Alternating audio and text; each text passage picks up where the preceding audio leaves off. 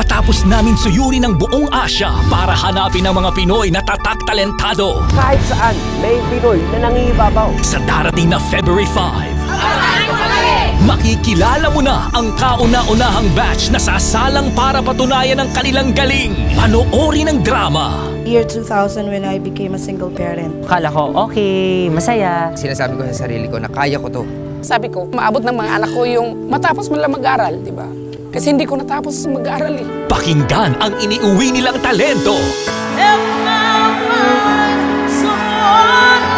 You did not demand attention, you commanded it. You raised me up so I could stand. Talagang you're born this way. At damhin ang tagumpay ng talentadong kapatid natin abroad. Ang pangalang aking tatawagin, siya ang first international talentadong Pinoy champion.